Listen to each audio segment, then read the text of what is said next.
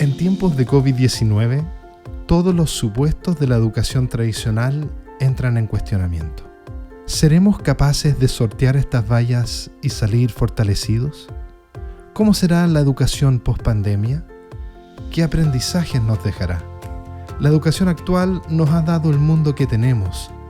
¿Será este el punto de inflexión que necesitábamos para lograr un salto exponencial que nos permita enfrentar los desafíos del ser humano en el siglo XXI?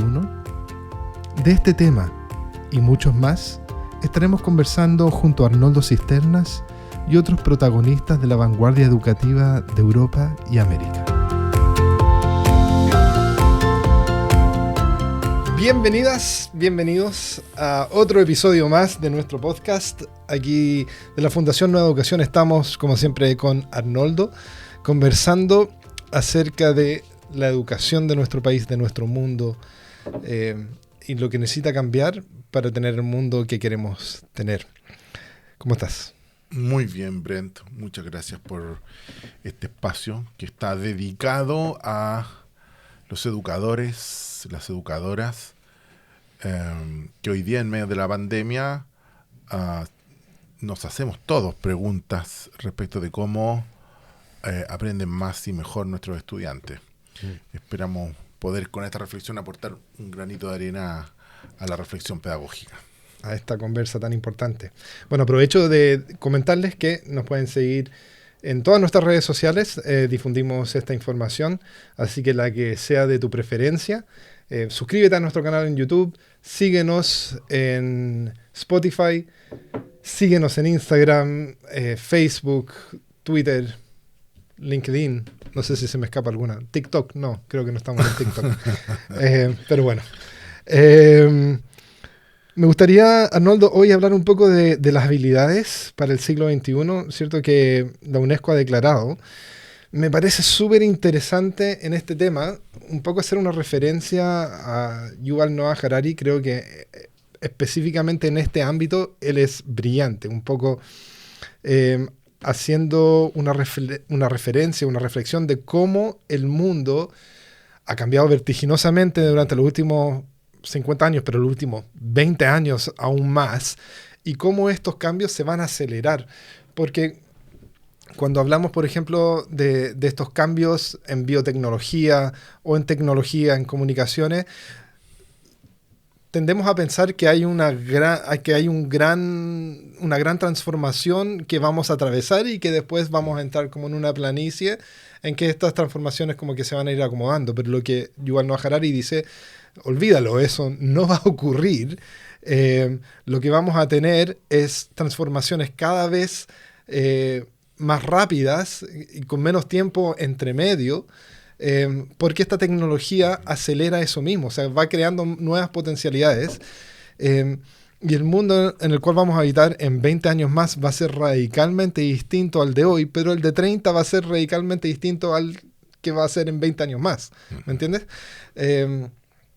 Hablando, por ejemplo, de temas prácticos, cómo va a cambiar, por ejemplo, cómo la biotecnología va a cambiar la medicina. Ya no vamos a necesitar tantos médicos porque tu iWatch o tu Fitbit o lo que sea en ese momento va a poder diagnosticar tus enfermedades, te va a poder conectar con alguna clínica para hacerte exámenes y vas a poder pasar a través de todo el proceso sin necesariamente nunca hablar con un doctor. Por ejemplo, esa es solamente una área.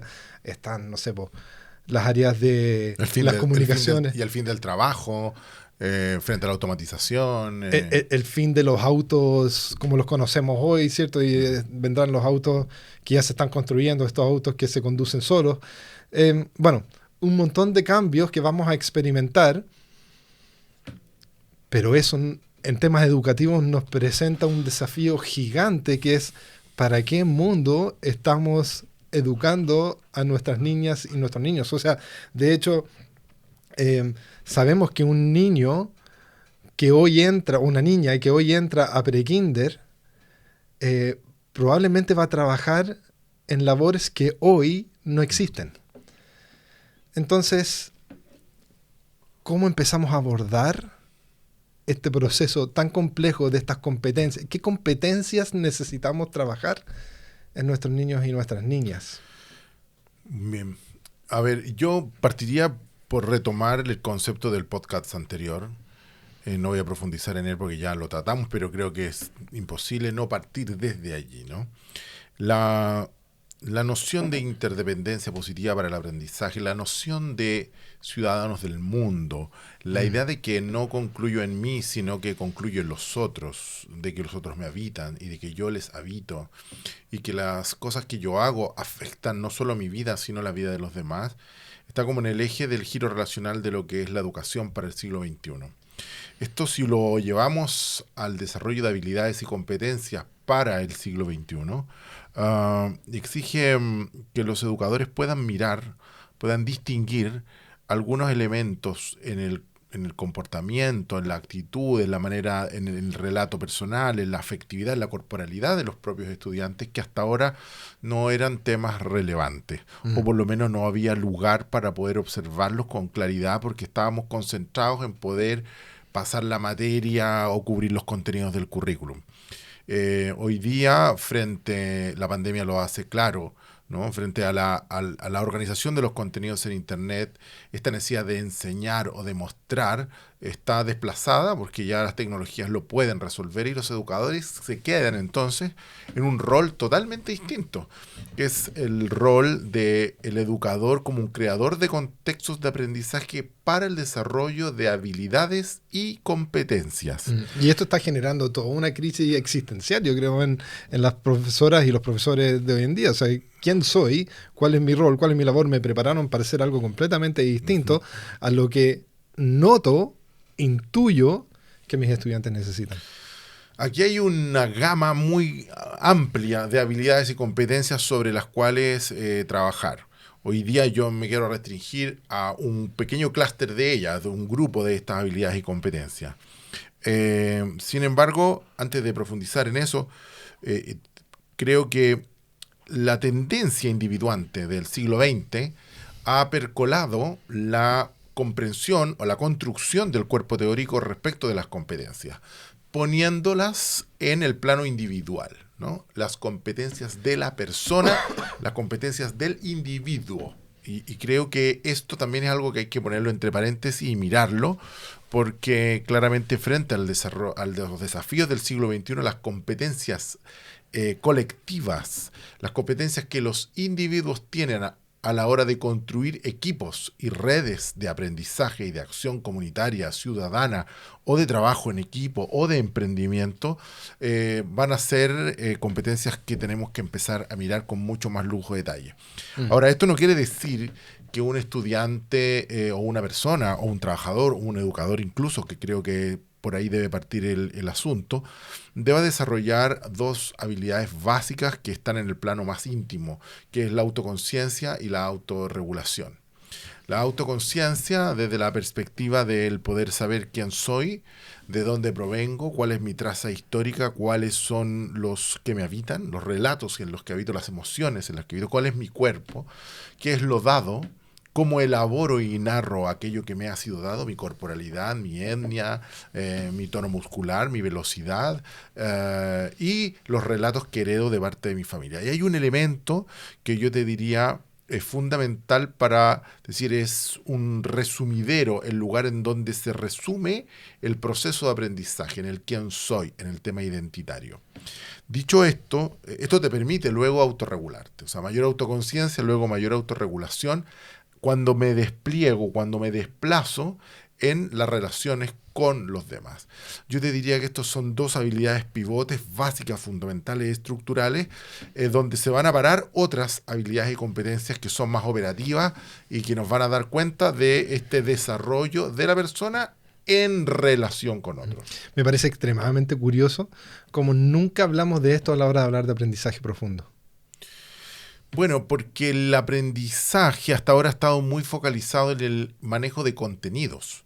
Y al estar el foco y toda la arquitectura del sistema orientado al desarrollo de habilidades cognitivas, al desarrollo de competencias lectoras, de comprensión lectora, de manejo matemático, qué sé yo, las habilidades que están a la base del desarrollo de estas competencias han sido postergadas por el modelo de enseñanza.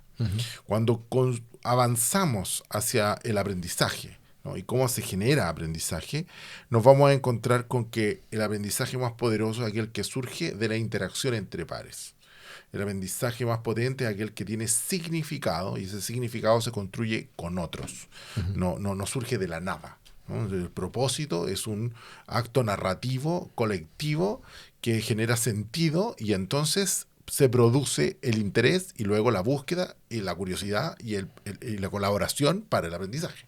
Bien, pero dicho esto, que tal vez en otro podcast podríamos profundizar más este tema que me parece muy, pero muy relevante: cómo surge el propósito, cómo surge el sentido, ¿no? Y cómo esto mueve, es el motor central del aprendizaje. Pero dicho esto, asumiendo que esto está bien trabajado, nos vamos a encontrar con que las nuevas tendencias de aprendizaje activo, de aprendizaje colaborativo, han sacralizado algo que hoy día en Chile y en el mundo está full moda, que es el aprendizaje basado en proyectos, ¿sí? El aprendizaje bajo metodología activa, aprendizaje basado en el servicio, que es un tipo de aprendizaje basado en proyectos, el aprendizaje de escuelas que cambian el mundo, ¿no? Basado, qué sé yo, en la sustentabilidad y en proyectos para cambiar el mundo, los problemas macro del mundo, ¿no? Aprendizaje basado en retos, que son pequeños desafíos muy cortitos, ¿no? Y bueno, problemas. O aprendizaje basado en problemas, que es un poco más cognitivo, pero quiero ir a cómo este grupo de tecnologías o de métodos de trabajo, incluso las gamificaciones, que es el aprendizaje basado en juegos, tienen una dimensión que hasta ahora los educadores no logran ponerle nombre, y creo que nosotros desde el Instituto Relacional en Barcelona hemos podido construir una propuesta que queremos ofrecer como un mapa en un territorio, para caminar en un territorio, el desarrollo de las competencias para el trabajo en equipo, para la colaboración, para la comunicación, incluso para la creatividad y la resolución de conflictos, que son todas competencias necesarias para abordar los desafíos del siglo XXI. Y si uno mira la enorme gama de habilidades y competencias, el liderazgo, el trabajo en equipo, la escucha, la empatía, qué sé yo, bueno, tiene como un tremendo montón, por decirlo así, de focos, ¿sí? Y nosotros estamos proponiendo hoy día reducirlos a 5 elementos, que son muy fáciles de observar y que te permiten a trabajar con los estudiantes, y para que ellos puedan mirarse a sí mismos, tener autoconciencia y poder devolver a los otros una imagen clara de sí mismos también, para que se genere el proceso de aprendizaje dentro del grupo. ¿A qué me refiero? Me refiero a los proyectos en general exigen de algunas competencias individuales y colectivas que se tienen que dar. Una de ellas, por ejemplo, es la capacidad de proyectar en el tiempo y hacia el futuro acciones encadenadas que logren los objetivos y los fines que el proyecto se ha dado. Hay como ¿Estamos hablando de que los niños y las niñas sepan hacer cartas Gantt? Bueno, podría ser que hagan una carta Gantt. Sería un poco lineal y tal vez pobre. A eso me refiero. O sea, ¿estamos hablando de algo así de simple o estamos hablando de algo mucho más...? A ver, pero está muy buena la pregunta, porque la carta Gantt es como una especie de primera evolución de esto en el mundo de la administración de proyectos. El mundo del trabajo viene hace tiempo trabajando la idea del manejo y la gestión de los proyectos, y haciéndonos cargo de que de pronto un edificio va a ser construido, no se cumple ni en tiempo, ni en forma, ni en presupuesto, y a veces las constructoras llegan a tener los costos de las multas incluidos en el presupuesto, porque ya saben que se van a atrasar, ya saben que no van a lograr cumplir, porque los imprevistos aparecen, y hay una serie de elementos que bloquean la ejecución del proyecto de manera fluida.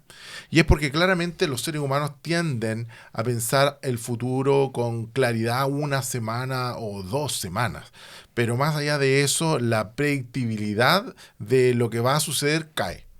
Entonces, esto se ha investigado mucho y hay evidencia científica para poder ver cuáles son los fenómenos que están detrás de esta dificultad de los grupos para poder soñar, pensar, proyectar, ejecutar y cumplir, sea a sí mismo o a otros, un proyecto determinado. Y yo creo que esto hoy día los educadores no ven el valor o el potencial de aprendizaje que el aprendizaje basado en proyectos tiene en su corazón. Porque la desviación natural es que el profesor dice, vale, tengo un proyecto, ¿cómo lo utilizo para filtrar el currículum y poder pasar la materia? Porque el educador está estructurado para poder revisar los contenidos y el desarrollo de las habilidades, qué sé yo, propias del proyecto educativo. Pero claro, estas habilidades para el siglo XXI están ahí por ahí dando vuelta. Algunos las tienen como en el plano socioafectivo, puestas en una tercera fila, ¿no? Nadie se siente más orgulloso de los resultados socioafectivos en el CIMSE que de sus resultados en matemática o en lenguaje. Entonces, y esta habilidad y competencia ni siquiera podríamos decir que caen en el plano socioemocional de la conexión con tus propias emociones, qué sé yo, va mucho más allá de eso, porque tienen que ver con la capacidad de aprendizaje y la capacidad de acción Pero de son un grupo. profundamente reticulares, o sea, no existen solamente en el yo, existen, habitan en el mundo del nosotros. Habitan en el mundo del nosotros, tienen que ser visualizadas y tienen que ser conversadas por los equipos de proyecto para el desarrollo de estas habilidades.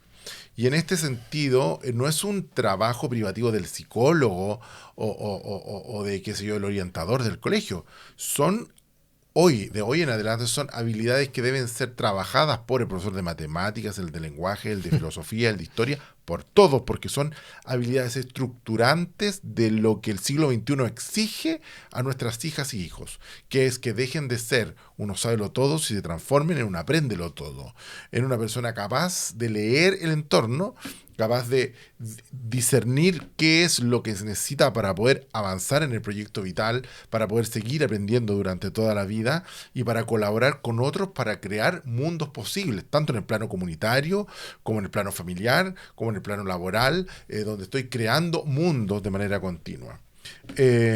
Y estas habilidades relacionales básicas en el mundo de los proyectos, yo te diría que tienen que ver con... Hay algunas imágenes muy bonitas que proveen algunos autores, como por ejemplo la creación de culturas de honra. ¿Sí? ¿Qué significa crear culturas de honra? Y aquí me estoy refiriendo a un pequeño detalle, pero muy poderoso, dentro de la ABP, del aprendizaje basado en proyectos. Los aprendizajes basados en proyectos permiten a los educadores transformarse en entrenadores de sus estudiantes en el plano de la gestión por promesas. Poder prometer y poder sentir que al prometer puedo crear mundos, traer mundos a la mano que no estaban disponibles. Manuel Manga habla de una maravillosa competencia que él desarrolló, que es el diseño ontológico, el diseño del ser, ¿no? Cómo diseño quien yo soy. Está el diseño de mi identidad. Y este diseño ontológico surge en la relación con los pares, cuando estoy en acción. O sea, cuando ingreso a la acción de un proyecto, aparece mi identidad en juego en función de lo que prometo, de lo que hago y de cómo cumplo mis promesas en la relación con mis pares y en la relación conmigo mismo. Que esto es lo lindo de esta nueva mirada. Cuando usted hace una ABP, está educando esta cultura de la honra en un colectivo de ciudadanos y en un colectivo de trabajadores y en un colectivo de padres o madres de potenciales del futuro, de hermanos, de miembros de una familia, de hijos, ¿no? ¿Cómo cuidar mi identidad? ¿Cómo cuidar aquella imagen que proyecto en el mundo de los otros por medio de el honrar mi palabra y cumplir las promesas? Esta es una pregunta muy interesante porque hasta ahora el estudiante ha estado puesto en una contingencia en la cual él no promete nunca nada. Nunca, estaba pensando en eso, o sea, en todo el transcurso de la vida escolar, nunca tienes que prometer nada. Solamente tienes que saber la materia, poder rendir una prueba, pero hacer una promesa en que yo me comprometo a algo, por ahí en algún trabajo en grupo o algo así, pero no, o sea, no es como culturalmente, como el desarrollo de quién soy frente a los demás, no existe eso. O sea, no hay una... Perdón, y llego completamente desprovisto de la capacidad de serlo al mundo real, que es cuando tengo que empezar a cumplir mis compromisos y mis promesas. Sí, para mí, que he trabajado mucho tiempo en el mundo del entrenamiento de ejecutivos, en el mundo del trabajo, en el mundo de la empresa, esto es una deficiencia que nosotros hemos visto de manera sistemática en los adultos, ¿no?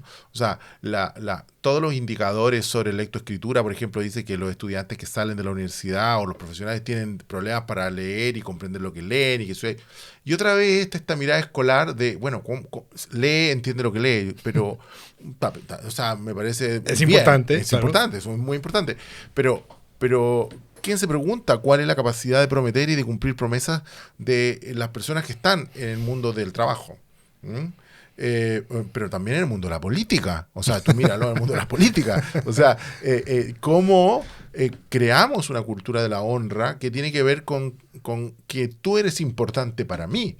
Y por lo tanto, cuando yo prometo algo, lo hago pensando en que tengo un vínculo contigo, que hemos construido un vínculo que constituye mi ser y el tuyo. Y que quiero cuidar. Y quiero cuidarme y cuidarte por medio de la honra de mi palabra. Esto no quiere decir que tengo que entrar en una lógica de cumplir de manera ciega. Y es aquí donde me quiero detener un poco, porque creo que el aporte que hacemos desde el Instituto Relacional en este sentido, nosotros con Joan Quintana escribimos un libro que se llama Relaciones Poderosas, en donde hacemos foco en estas 5 competencias que hemos definido como esenciales. Hay 2 de ellas que tienen que ver con reguladores de la relación, que regulan los vínculos, que son habilidades como básicas para que el grupo esté funcionando de una buena manera, que es la escucha por un lado y por otro lado el reconocimiento, que me voy a referir a ellas ahora al final, pero que las quiero marcar como ejes porque regulan el vínculo, tienen que ver con ver al otro y hacerse y sentirse visto, y reclamar también sentirse visto en la relación con los demás. Y 3 habilidades que son muy operativas, que son pedir, ofrecer y acordar. Esto le hemos llamado el triángulo de la acción, y son 3 elementos que, si uno los pone en el centro del proceso del ABP, van a permitirle a los grupos tener una reflexión ya no sobre el proyecto y la materia pasada del currículo o del objetivo de aprendizaje en el proyecto terminado, sino que le van a permitir a los estudiantes conversar respecto de cómo es que cada una de ellas o ellos pide, ofrece, acuerda. Y luego, evidentemente, en el proceso de acordar está el cumplir, declarar cumplimiento, declarar satisfacción por el trabajo bien hecho, qué sé yo. Pero efectivamente, una de las habilidades más deprimidas en las culturas verticales es la capacidad de pedir de aquellos que se encuentran en una relación de poder menor, ¿sí? En las relaciones verticales, el que pide es el que tiene más poder. Claro, el de abajo nunca pide. El que tiene menos poder nunca pide. Entonces, es muy interesante porque no te sientes digno de pedir. Se entra en un montón de supuestos de que esto debería ser así, de que esto debería ser así, y no digo, espera, es que esto yo no puedo. Necesito ayuda. El acto de pedir ayuda es un acto de confianza porque requiere el reconocimiento de una fragilidad. Y ahí vuelvo a lo que partimos conversando hoy día de la autoconciencia, ¿no? Si tengo autoconciencia y sé qué cosas se me dan bien, qué cosas no se me dan bien, que no me sale fácil hacerlo, sé dónde tengo que pedir ayuda y sé cuándo tengo que decir, hey, eso no puedo hacerlo. O cuidado, en eso yo no soy tan buena, yo no soy tan bueno, necesito ayuda. Ahora, para que una persona pueda pedir ayuda, es necesario que se sienta segura del vínculo, relación, en la relación con el otro. Y que esa petición de ayuda no signifique un deterioro de su identidad o la ruptura del vínculo o el miedo a la burla, a la intimidación, qué sé yo, del grupo de pares. Por lo tanto, que los educadores profundicen en la idea de qué significa emocionalmente pedir, es un terreno al cual yo invito a todas, a todos, porque en los procesos de aprendizaje basado en proyectos hay estudiantes que no piden, que sencillamente asumen responsabilidades que muchas veces saben desde el principio que no van a poder cumplir.